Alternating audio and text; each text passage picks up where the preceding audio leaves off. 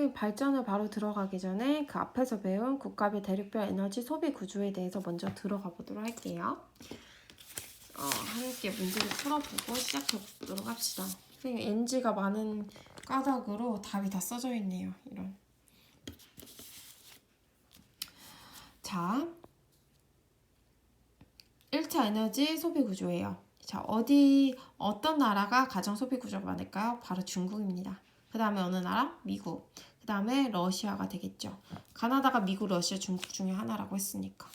보면 인도 같은 경우에 가장 많은 자원이 바로 석탄이고요. 자, 그럼 중국 석탄 써놓고 시작할 수 있겠죠? 그 다음에 많은 게 바로 석유잖아요. 그러면 처석유.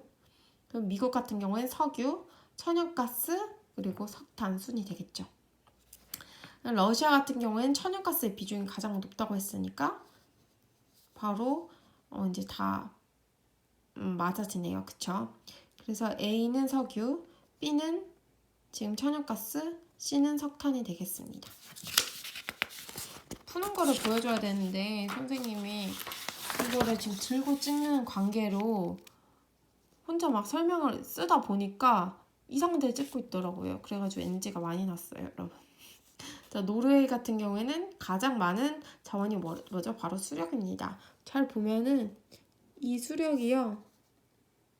이 라입니다. 지금 선이 가져 있는 것을 수력이라고 볼 수 있어요. 그 다음에 사우디아라비아 가장 많은 게 석유라고 했죠. 석유하고 천연가스라고 했죠. 석유 보면은 그러면 나가 석유가 되겠고 여기가 천연가스가 되겠네요. 오스트레일리아는 석탄과 석유의 소비 비중이 비슷. 그러면 석탄, 바로 가가 석탄이 되겠네요. 러시아 같은 경우에는 천연가스 비중이 높음. 바로 천연가스가 이거죠. 천연가스 맞네요. 프랑스는 뭐의 비중이 높음? 원자력의 비중이 높음. 그럼 마가 원자력이 되는 거네요. 외울 때는 어렵지만 문제 풀기는 굉장히 쉬운 것이 바로 세계지리입니다. 바로 옆으로 넘어가 보도록 할까요? 이거는 대륙별 1차 에너지 소비 구조인데 북아메리카 같은 경우에는 우리가 앵글로 아메리카라고 해요. 근데 북아메리카 보면은 대부분이 미국이라든지 캐나다를 여러분 떠올릴 수 있겠죠. 자, 미국이라든지 캐나다는 어떤 비중이 높다고 했나요? 타 대륙에 비해서? 네, 바로 원자력입니다. 볼까요? 자, 흰 색깔의 비중이 지금 원자력인데 대부분 흰 색깔이 없는데 지금 북아메리카랑 유럽만 맞습니다. 알겠죠? 북아메리카, 유럽은 원자력 비중이 높은 편이다. 남아메리카 같은 경우에는 다른 그래프에 비해서 뭐가 많이 두드러지나요? 바로 이 부분이죠.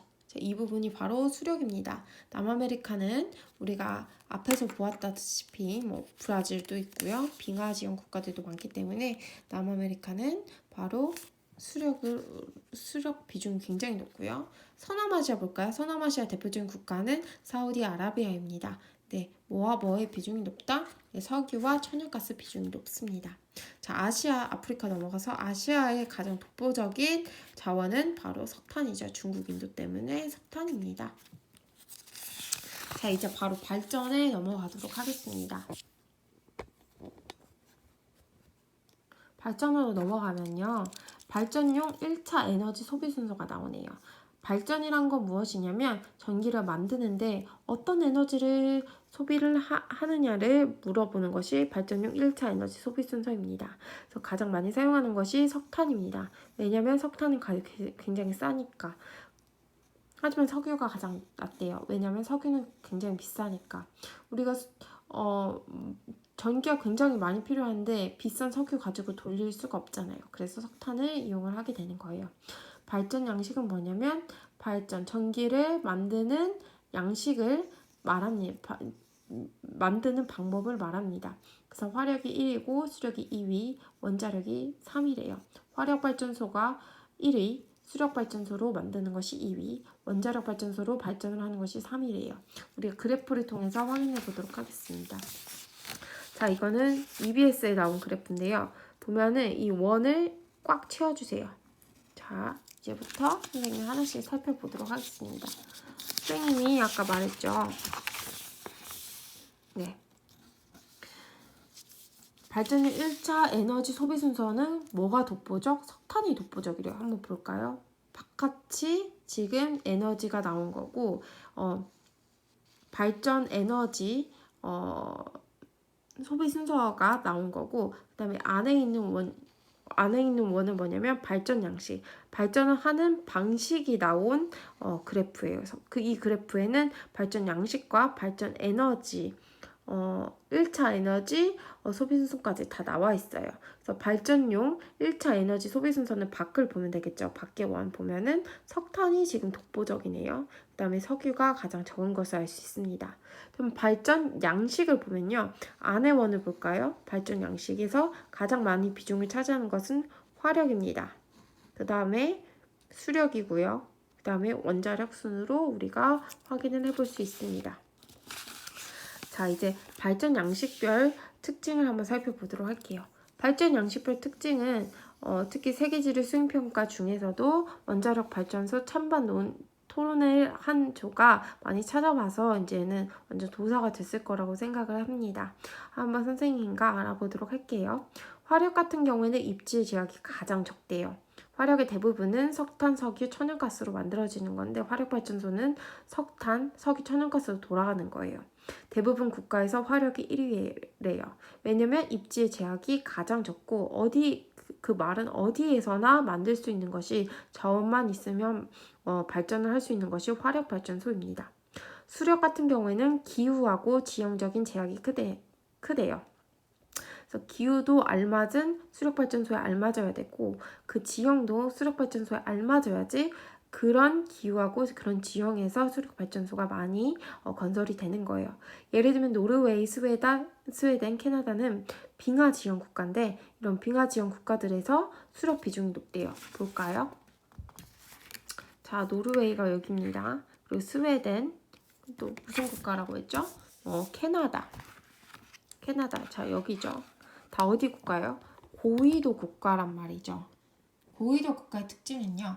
자, 여기 바로 위의 지형들은요. 과거에 뭘로 덮여 있었다? 빙하로 덮여 있었던 것이 특징입니다. 과거에 빙하로 덮여 있다가 지금은 따뜻해지면서 지구가 물러난 거예요. 빙하가. 하지만 그 빙하가 과거에 있었던 빙하가 물러나면서 지형들을 만들게 됩니다. 아주 큰 지형들을 만들죠. 그 선생님이 앞에서도 설명했듯이 굉장히 이런 높고 험준한 이런 지형들이 바로 빙하 때문에 생긴 거예요. 빙하가 훑고 지금 지나간 거예요, 산들을. 그래서 이런 높고 험준한 산지가 만들어지게 됐고 이러한 산지에서는 당연히 바로 여러분들 뭐가 행해질 수 있을까요? 수력 발전이 유리하겠죠. 그쵸? 여기 물 떨어뜨리면 바로 발전이 전기를 잘 만들 수 있을 거잖아요. 그리고 브라질, 중부 아프리카 열대우림 기후 국가들에서 비중이 높대요. 볼까요, 또? 중부 아프리카 여기 AF 기후 있는 지역들 그리고 브라질 쪽들 다 AF 지역이죠. AF의 특징은 바로 연중 비가 온다는 특징이겠죠. 자, 여기 볼까요? 자, 연중 비가 내린다는 거예요. 비가 내리면 유량이 많아지니까 당연히 어떤 것이 잘 되겠어요? 바로 수력 발전이 잘 되겠죠. 발전형 순서는 중국, 캐나다, 브라질, 미국, 러시아 순인데 순서를 외울 필요는 없고 발전을 많이 하는 국가들은 대부분 큰 국가들 중국, 캐나다, 브라질, 미국, 러시아 등이다 라고 외워주면 됩니다. 원자력 같은 경우에는 지형적인 재앙이 큰 편이에요. 굉장히 견고한 집안을 필요로 합니다. 아무데나 지을 수 없는 게 원자력 발전소입니다. 터지면 큰일 나는 게 원자력 발전소니까 당연히 지형적인 제약이 큰 편이죠. 견고한 집안, 그리고 지진의 위험성이 적은 지역, 그리고 해안가 지역의 입지를 선호합니다. 왜냐하면 해안가 지역에 입지를 선호한 이유는 풍부한 냉각수가 필요해요. 이제 원자력 발전소는요, 우라늄이 이제 핵분열을 하면서 그 에너지로 인해서 원자력 발전소가 돌아가는 거예요. 전기를 만드는 건데 열이 많이 발생하기 때문에 냉각수가 필요한 거예요. 그래서 해안가 입지를 선호합니다. 하지만 폐기물 처리가 어렵대요. 완전히 제거하는 것은 어렵다고 하면 처리하는 것은 어렵다고 할 수 있습니다. 또한 방사능의 유출 위험성이 굉장히 큽니다. 그래서 후쿠시마 원전 사고라든지 체르노빌 사고 같은 경우에 방사능이 유출이 되어서 난리가 났죠. 적은 양으로도 하지만 많은 전력을 생산이 가능하대요. 하지만 굉장히 적은 양으로도 많은 정유력을 생산하기 때문에 이 유혹에서 많은 국가들이 벗어나지 못하고 있는 실정입니다. 굉장히 이게 만약에 솔직히 말하면 폐기물 처리도 잘 되고 방사능 유출 위험성도 이제 제로다 하면은 정말 이것만큼 정말 가성비 좋은 자원이 없는 거예요. 하지만 이런 어려움이 있다는 것이 특징이겠죠. 대기오염 물질을 적게 배출한대요. 발전용 순서는 미국, 프랑스, 중국, 러시아, 대한민국인데 자, 미국, 프랑스만 외워주시면 되고요. 미국이 가장 발전을 많이 해요. 원자력 발전소. 그 다음에 프랑스인데 프랑스의 가장 중요한 게 뭐냐면 프랑스 내에서 발전의 비중이 가장 큰 것이 바로 원자력이라는 것입니다. 우리나라 같은 경우에는 뭐가 가장 1위예요? 네, 석탄입니다. 발전용 1차 에너지 소비 순서는 석탄이지만 프랑스 같은 경우는 원자력이 돼버리는 거예요. 굉장히 특이한 특징적인 거죠. 그래서 주요 1차 에너지 원별 발전력 특징량을 보면은 발전력 주요 국가의 1차 에너지 원별 발전력 특징 보면은 그냥 주요 국가의 1차 에너지 소비량 특징과도 비슷합니다. 앞에 여러분들이 확인해서 한번 살펴볼 수 있어요. 대부분 국가는 발전용 1차 에너지 1위는 석탄입니다. 싸기 때문이죠. 자, 그런데 사우디아라비아 같은 경우에는 석유, 천연가스가 절대적인 비중이래요. 왜냐면 석유, 천연가스가 엄청 많이 나는 국가니까. 브라질, 노르웨이는 특징적이죠. 네, 그래서 수력으로 특징적이죠. 그죠? 여긴 열대우림 국가, 그 다음에 여긴 빙하 국가로 수력이 1위로 차지하고 있고요. 러시아 또 나옵니다. 천연가스가 1위래요. 프랑스 같은 경우에는 원자력이 1위입니다. 앞에서도 배웠죠. 아이슬란드 같은 경우는 발전을 하는데 수력이 70이고 지열이 30입니다. 이걸 한번 살펴보면은 아이슬란드 국가가 바로 여기 있어요. 바로 여기 위치합니다. 굉장히 높은 고緯도 지역이에요. 자, 보니까 노르웨이 중에서도 굉장히 노르웨이 위쪽과도 같은 고도에 있습니다. 이어 보면은 네, 바로 네, 여기 어디죠? 그린란드까지 가는 것이 바로 아이슬란드인데요. 이 아이슬란드는요, 판이 이렇게 있어요. 여기 지나가는 판이 있어요. 그래서 여기 판이 있는데 이 판과 판이 벌어지는 경계가 바로 아이슬란드입니다.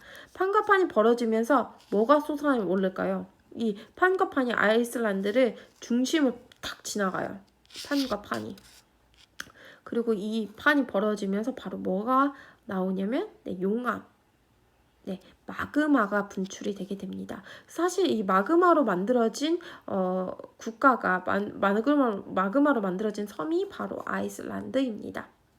또한 과거에요. 그래서 지열 발전이 굉장히 유리하겠죠. 땅속에서 뜨거운 마그마가 계속 올라오고 있으니까. 또한 과거에 굉장히 고위도 국가니까 빙하로 뒤덮였겠죠. 그래서 수력 발전에도 이런 지형들이 많이 있으니까 수력 발전에도 유리하게 되는 거예요. 알겠죠? 이런 지형들이 많이 있으니까 수력 발전에도 유리한 것이 바로 아이슬란드입니다. 독일, 폴란드는 석탄 비중 1위예요. 이건 좀 외워주세요. 자, 7번째.